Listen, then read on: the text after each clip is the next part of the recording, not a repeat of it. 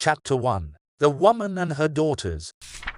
There was once a woman who had 3 daughters. The oldest daughter was named Rose, the middle daughter was named Lily, and the youngest daughter was named Belle.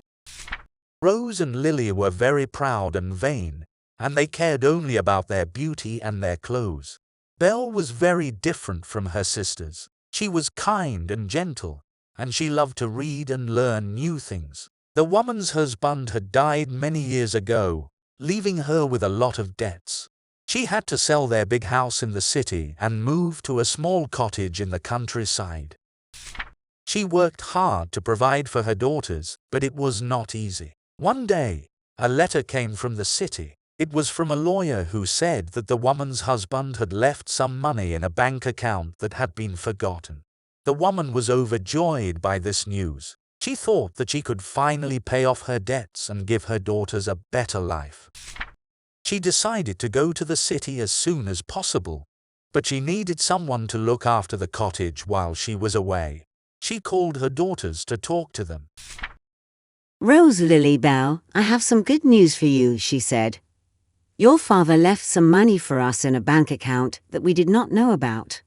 I have to go to the city to claim it, but I will be back soon." Rose and Lily were very excited by this news. They thought of all the things they could buy with the money. "Mother, can we go with you to the city?" Rose asked. "Yes, please, Mother," Lily said. "We want to see the shops and the people and have some fun." The woman looked at Belle, who was quiet. "What about you, Belle?" she asked.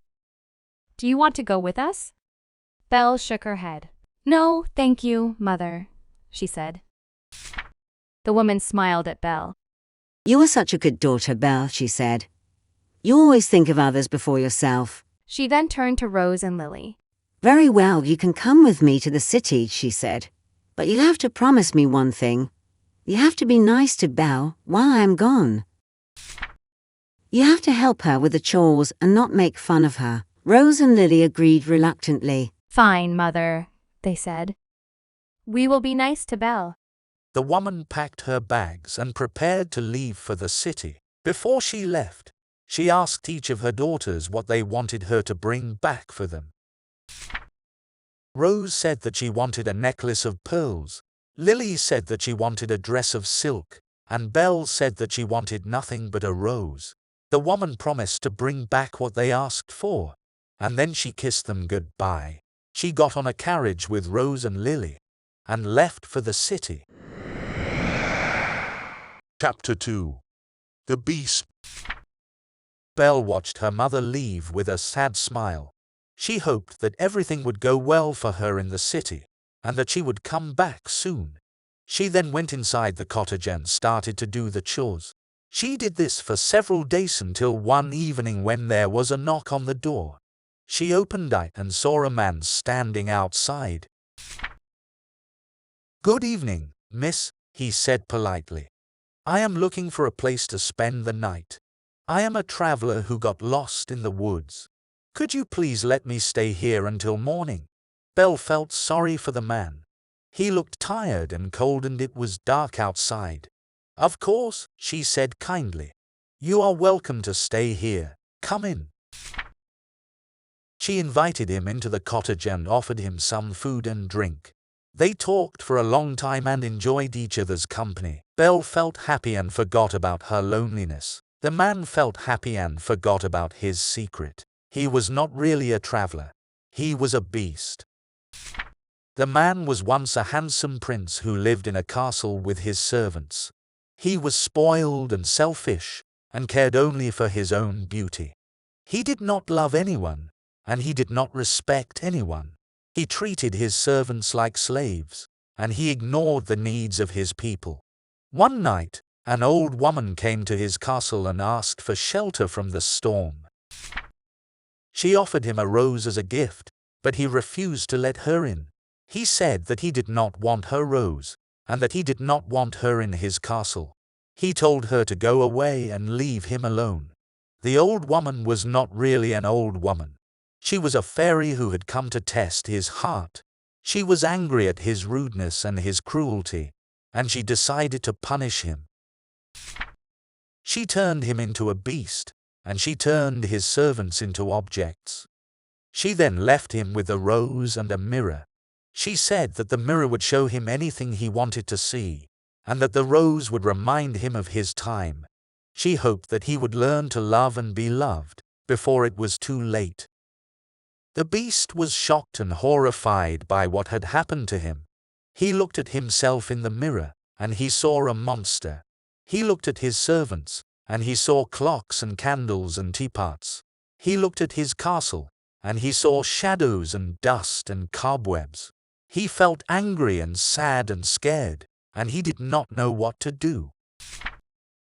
He tried to find the fairy, but she was gone. He tried to break the spell, but it was too strong. He tried to leave the castle, but it was surrounded by wolves and thorns. He felt trapped and hopeless, and he gave up. He locked himself in his room, and he hid from the world.